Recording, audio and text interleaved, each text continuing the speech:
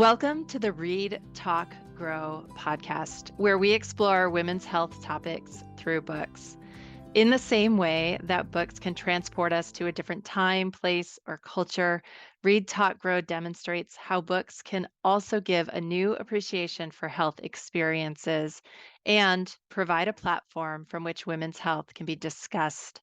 At Read, Talk, Grow, we use books to learn about health conditions in the hopes that we can all lead happier, healthier lives. I'm your host, Dr. Denise Milstein. I'm an assistant professor of medicine at Mayo Clinic in Arizona, where I practice women's health, internal medicine, and integrative medicine. I am always reading and I love discussing books with my patients, my professional colleagues, and now with you. I am thrilled today to be joined by two amazing guests. The first is the best-selling author Clare Pooley, who graduated from Newnham College in Cambridge before spending nearly 20 years in the heady world of advertising. That's where she worked hard, played hard, and drank even harder. By the time she was 46 years old, she knew she had to go sober. She started a blog called Mummy Was a Secret Drinker by way of her own therapy, and that blog went viral and eventually became the memoir we'll discuss today, The Sober Diaries. Claire then started writing fiction and following her dreams. Her debut novel, The Authenticity Project, is a New York Times bestseller and is published in 30 languages. Her most recent novel, Iona Iverson's Rules for Commuting, is out now and is simply fabulous. My other guest is Dr. Karen Anderson, who's an associate professor of medicine at Mayo Clinic in Arizona. She's a medical oncologist and researcher. She focuses in breast cancer, particularly immunotherapy, treatments to reduce risk of breast cancer recurrence, and using genomics to guide treatment decisions. She received her MD and PhD from Duke Medical School and was trained at the Brigham and Women's Hospital, as well as Dana-Farber Cancer Institute. Welcome to you both. Thank you. It's great to be here. Thank you. I'm so excited to talk to you both about this incredibly important topic of women and alcohol. It is really a difficult one to navigate in the clinical setting as well as in the social setting. I get together with a group of women who are book geeks like myself every month. And one of my friends brought Iona Iverson's Rule for Commuting. When she brought this, I said, I love Clare Pooley. I loved The Authenticity Project. And when I read that book, I read a story about you, Clare, and it was the story of the day you decided it was time to quit drinking with the world's best mum mug. Would you share that story with our audience? Yes, of course. This was about 7 years ago, actually. And I was a stay-at-home mom at the time with 3 young children. So they were aged 6, 8, and 11. And it was the day after my birthday party. So I woke up with a terrible hangover and I went down to the kitchen and my kids were making loads of noise, as kids do. And I had this terrible headache. And I remember thinking that the only thing that would make me feel better was a drink. But it was 11 in the morning or 11:30. And I had this like hard and fast rule that you never drank before midday, because that would mean that you had some sort of problem. And I didn't think I had any sort of problem. And yet here I was thinking, you know, the only thing that's going to make this feel better is a drink. And I looked in the cupboard, I found a little bit of red wine left in a bottle, which I thought was a sign because I rarely left anything in a bottle. And but I couldn't pour it into a glass because my kids were there and even they would be shocked by that sort of behavior. So I took a mug out of the cupboard, poured the wine into a mug and drank it. And I did feel a lot better until I looked at the mug and the mug said on it, the world's best mum. And I felt so ashamed of myself and so dreadful about the situation I found myself in that was the last drink I ever had. And now this wasn't the first time that you decided maybe I need to back off on drinking or cut back. That was a process that you had considered, but this time it actually was effective and stuck. What made the difference? Yeah, I mean, I think like many people in the situation that I was in, I saw myself as a regular mum who just drank wine in the evenings to relax. And it was sort of my me time. And it just got more and more and more to the point where I was drinking about a bottle of wine a day and a bit more at weekends. So about 10 bottles of wine a week when I added them all up, which was terrible. I knew it was becoming a problem, but I didn't want to quit altogether. I wanted to be able to drink sensibly or moderately. So I spent years trying to drink sensibly. I spent years giving myself rules about when I could drink and when I couldn't drink and how much I could drink. And it was just exhausting. And I gave up for weeks days at a time, weeks at a time, and then I'd start drinking again. I was just tired of it all. I was tired of thinking about drinking constantly. I was tired of this addict voice in my head constantly talking to me about when I was going to drink, what I was going to drink, if I was going to drink. And that moment 7 years ago, I just decided that I'd finally had enough. Dr. Anderson, you spend a lot of time talking to women who have recently been diagnosed with breast cancer about quitting drinking or their relationship with alcohol. Tell us how you approach that conversation. Well, first of all, Claire, I want to say thank you for, I think, a very brave and beautiful book. I really enjoyed it. My clinic is focused on women with breast cancer, and these are challenging conversations, right? Because there's social support networks that come around the use of alcohol. It's embedded in a lot of our social systems. Women are already dealing with the stress of a recent diagnosis of breast cancer. And then if you're thinking also about lifestyle changes, either to reduce recurrence or to prevent a next breast cancer, or simply to improve overall health, there is so much going on at the onset of the diagnosis. So it tends to be conversations that we have over time as I get to know women. And we talk about what are the lifestyle changes that women can implement to impact their quality of life and their overall health, and obviously the risk of their breast cancer. That's a long-term process. The effect of alcohol, look, alcohol is a carcinogen. It is. It's been demonstrated to have elevated risk, not just of breast cancer, but of multiple cancer types, esophageal and head and neck, colon cancers, and others. It's been sort of recognized that it is a carcinogen, and more alcohol use and longer term alcohol use is certainly associated with breast cancer risk. And there's no safe level of it in terms of breast cancer risk. Even very small amounts are associated with breast cancer risk, less than 3 drinks a week, for example, or less than 4 drinks a week. So these are conversations. And I think that Claire's book speaks to a lot of the issues of not just the social impact, but also the shame that comes from this.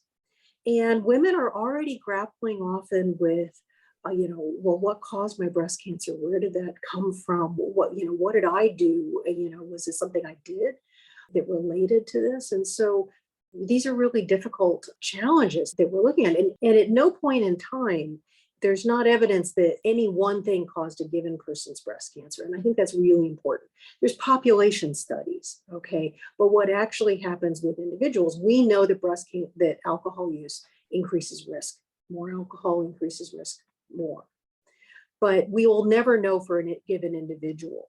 And I think what we really focus on is moving forward and what's the impact on quality of life, what's the impact on side effects of medications, what's the impact on hot flashes and menopausal symptoms, which you go into in the book, what's the impact on recurrence rates and next breast cancers. And I think that we need to have these conversations every single time because we haven't been recognizing the increased use, increased rates, of alcohol use, certainly in this country. Well, Claire, you named your blog Mommy Was a Secret Drinker. And I think that speaks to the shame and the typical unwillingness to talk about alcohol use and struggles people have with it, or even if they want it to be different. Will you Mm. comment on that as well as on the use of the word alcoholic, which I think gets us stuck because it's often the wrong question. Not are you an alcoholic, but is alcohol detrimental to your life?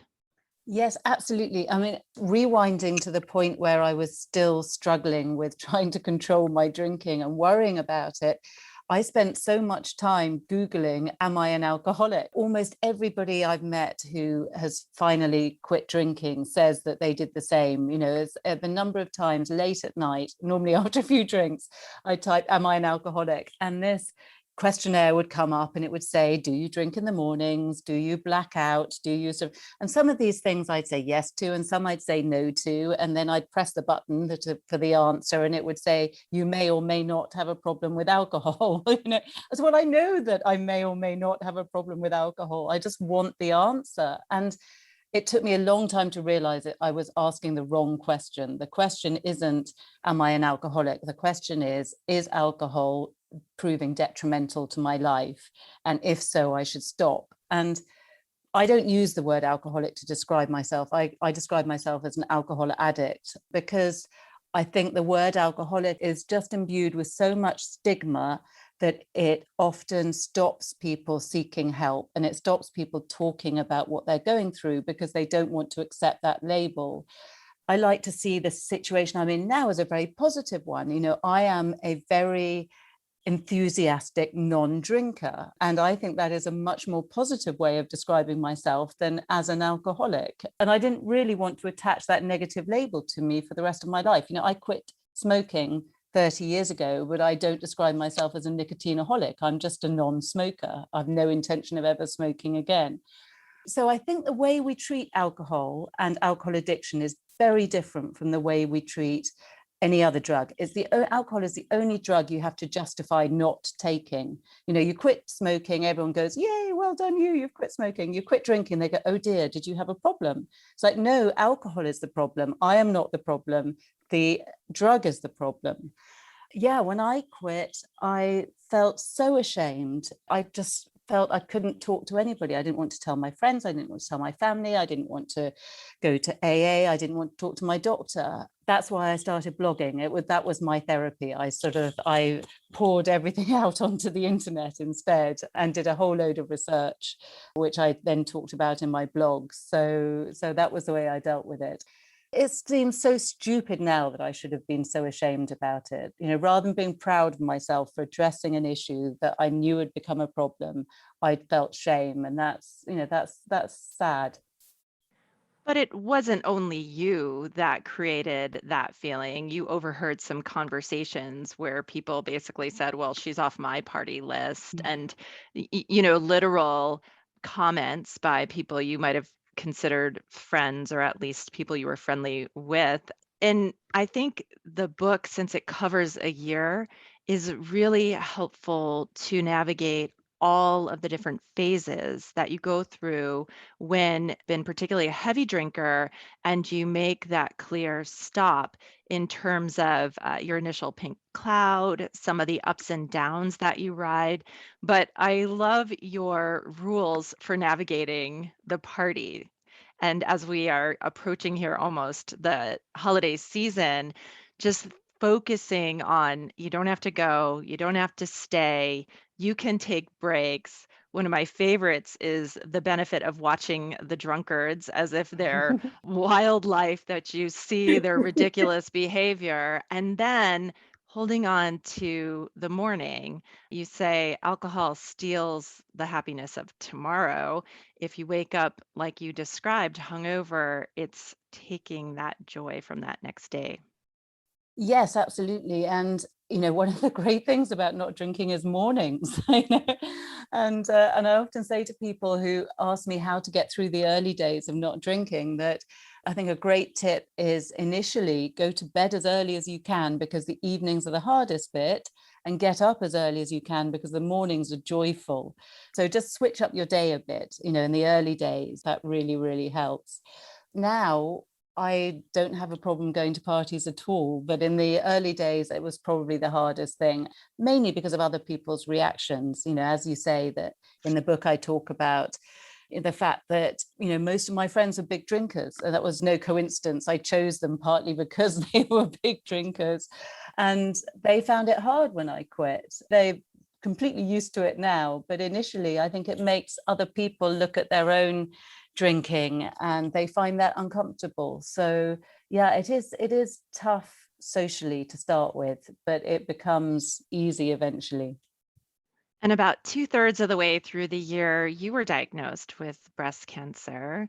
Your aunt was diagnosed with breast cancer, and you did a breast exam and found a lump and thought, this is the last thing I need right now.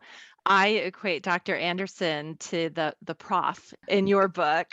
I loved how you were waiting for the question, ask me if I drink alcohol, so you could proudly say, no. I think we always ask patients if they drink alcohol, and sometimes you do that with this sort of gritted teeth, like, here we go on this conversation.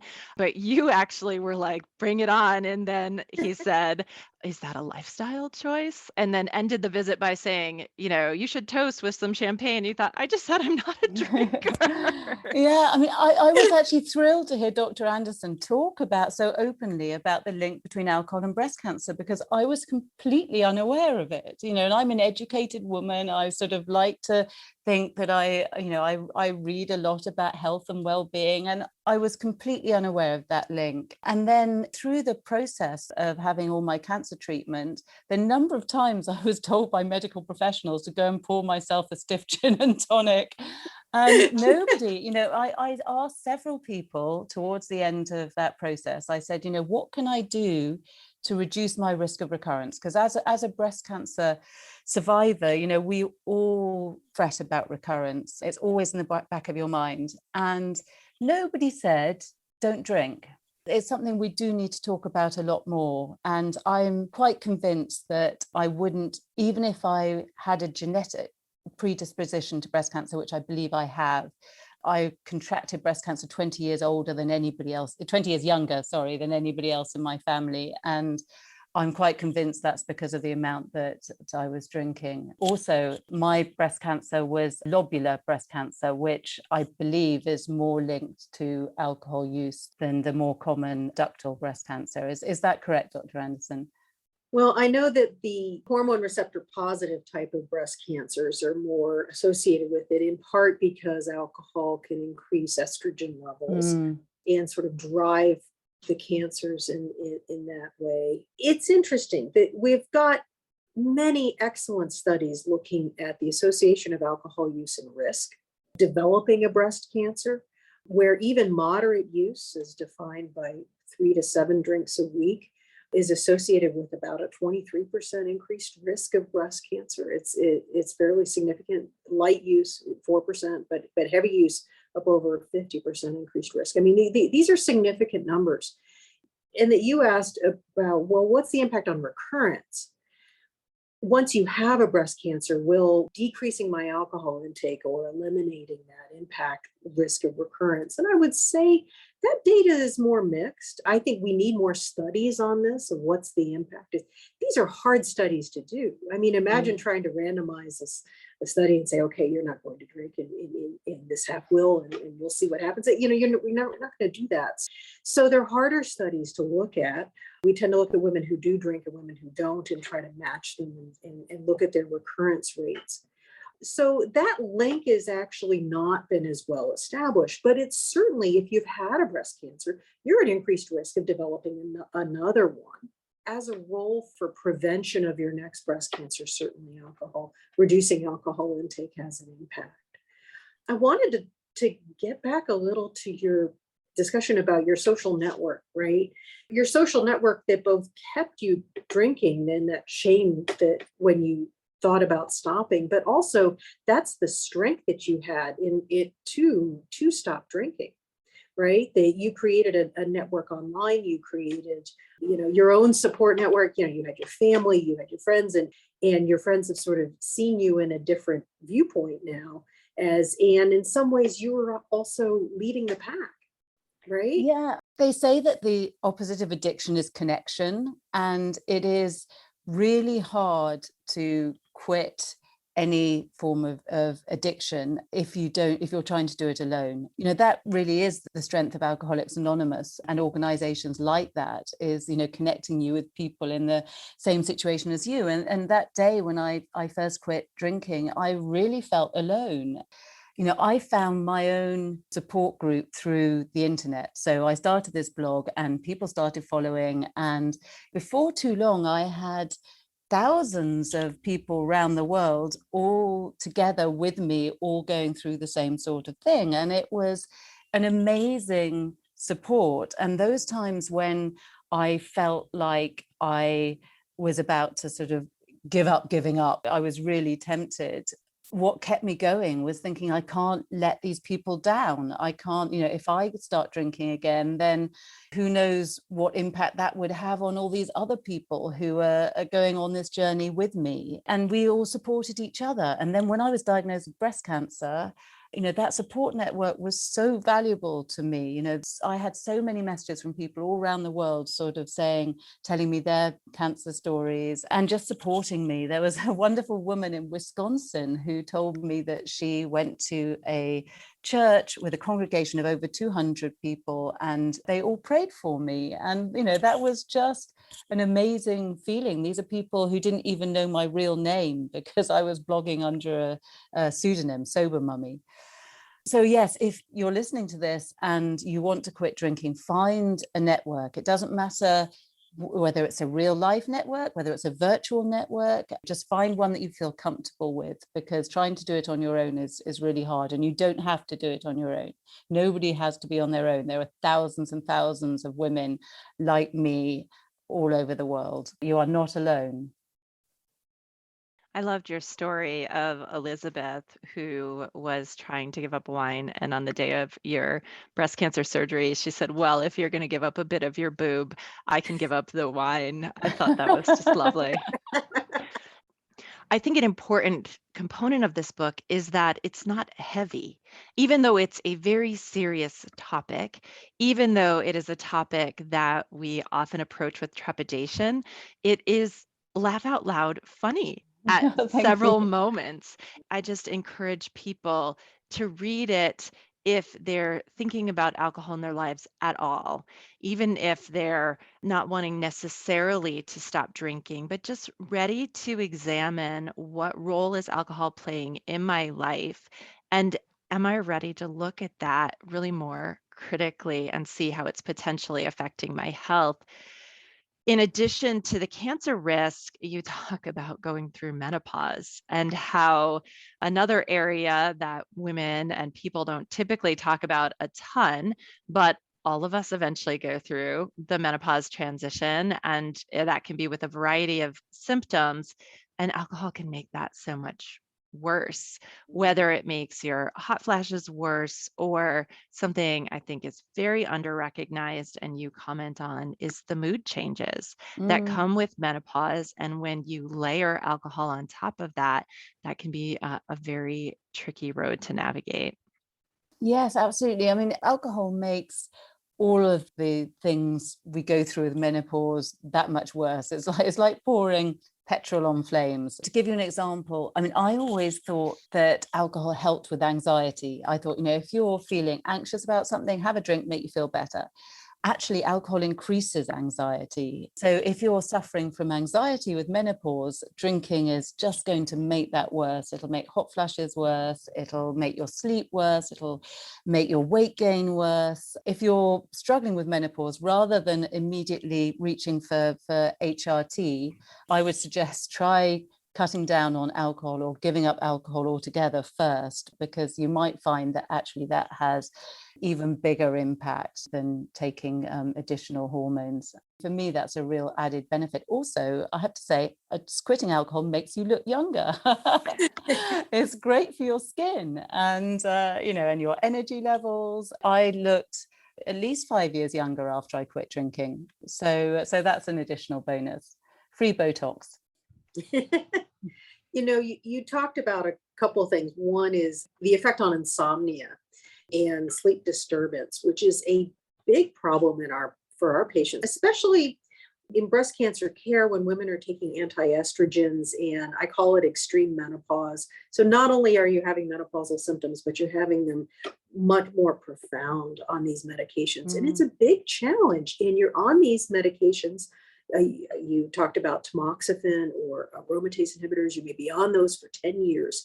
You need to have a quality of life that is livable on this. And the insomnia, the temperature dysregulation, obviously, hot flashes, and also the weight gain associated with menopause in general, some weight gain associated between dealing with the stress of diagnosis and others that also sort of feeds into this, and alcohol obviously contributes to that.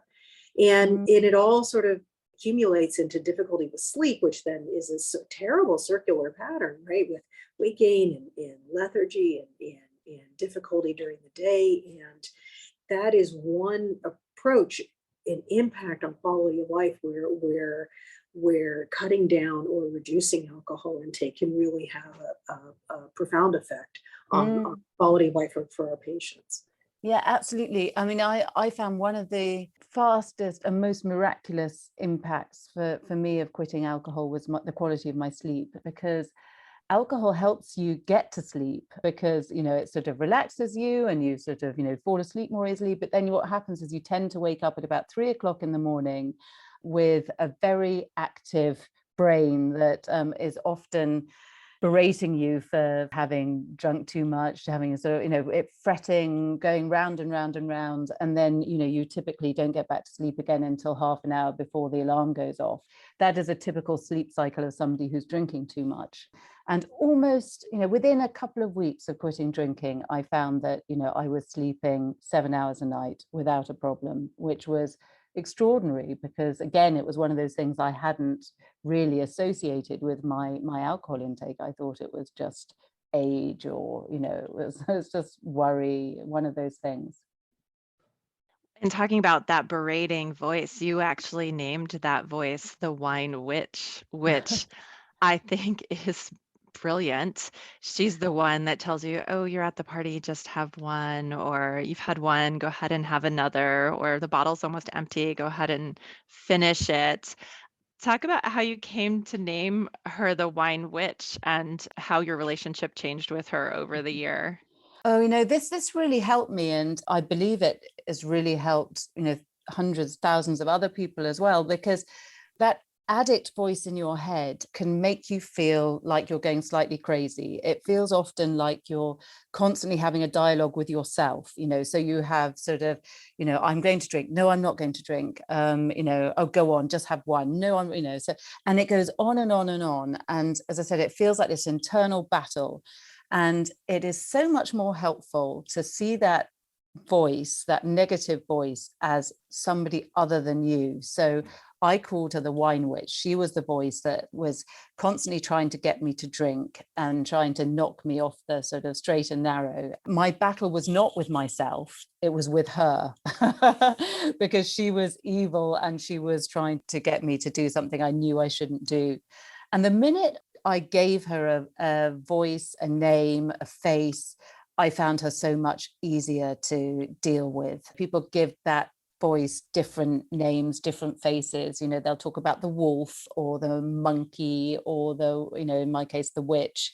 But defining that voice as somebody other than you really helps beat them. I used to picture the wine witch getting weaker and weaker over time, and I think I knew the longer I went not drinking, the more I'd sap her power. And the greatest thing, let me tell you, the most wonderful thing about not drinking is the peace and quiet. I don't have that voice in my head anymore, which means I have so much more time for other things. There's no way I could have written 2 novels if I'd still had that voice taking up all that space. So yeah, think what you could do with the room that creates. And that's one focus when people start to think about not drinking alcohol is the not doing something. But for you, this cracked open your world, and now you're a best-selling author and living this creative dream. Yeah, I mean, I honestly thought when I had to quit drinking, I thought my life is over. I thought, okay, I've had my fun bits and now I'm going to have to be good, and it's all going to be very dull and very boring, but that so be it, it's my own fault and I've got to suck it up and deal with it. That's how I felt. What I didn't realize is that my whole life was going to be utterly transformed in a really positive way. I have more energy, I have more creativity, I have a whole new career, I'm a better mother, I'm a better wife, I'm a better friend. I can't tell you how many ways it's impacted my life. I think if there's one thing, if you are a heavy drinker, then the single thing that you can do that will transform your life the most is cutting out alcohol, because it transforms not just one thing, but everything. And we have to talk, at least for a moment, about Iona Iverson.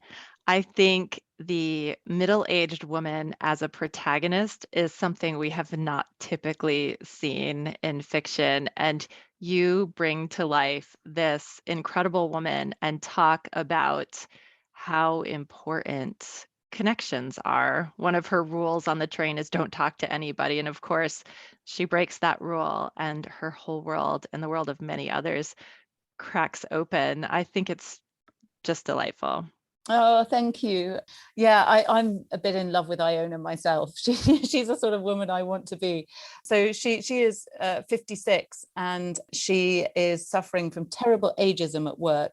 She's a magazine therapist, she describes herself as, although everyone else calls her an agony aunt.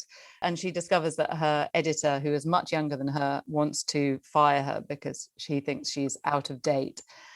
This means a lot to me as a topic, because I get very angry with the way that women over the age of 50 are made to feel invisible, whereas men grow gravitas with grey hair. Women sort of tend to be seen as irrelevant. I think that has to change. I think we all deserve a triumphant second act, and that's what we see with Iona, is what you can achieve after the age of 50 should you seize the opportunity. And I had my first novel was published when I was 50, so as far as I'm concerned, this is a whole second act for me.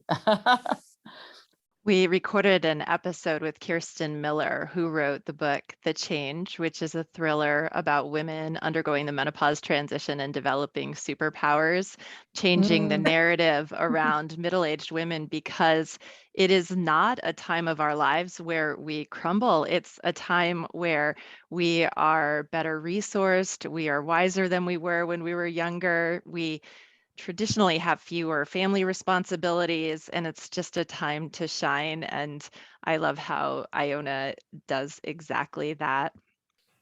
Thank you. Well, actually, I'm reading at the moment. I'm a big fan of Taylor Jenkins Reid, who wrote Seven Husbands of Evelyn Hugo and Daisy Jones and the Six. And her latest novel has just come out. It's called Carrie Soto is Back. She's not that old, actually. Carrie Soto is, I think, 36, but for a professional tennis player, that is very old. And it's all about her comeback, and again, about women being written off after a certain age and fighting against that. So hurrah for us. Well, thank you both for joining me. This has been an amazing conversation about approaching alcohol in our lives and the lives of women, understanding the journey of looking at alcohol as well as its role in cancer and menopause. And we touched on ageism. It's been a marvelous conversation. Thank you again for joining me. Oh, thank you for having us. It's been fabulous chatting to you guys. Thank you so much. Thank you for joining us to talk books and health today on Read, Talk, Grow. To continue the conversation and send comments, visit the show notes or email us at readtalkgrow@mayo.edu. Read, Talk, Grow is a production of Mayo Clinic Press. Our producer is Lisa Speckhard-Pask, and our recording engineer is Rick Andreessen. The podcast is for informational purposes only and is not designed to replace a physician's medical assessment and judgment. Information presented is not intended as medical advice. Please contact a healthcare professional for medical assistance with specific questions pertaining to your own health if needed. Keep reading, everyone.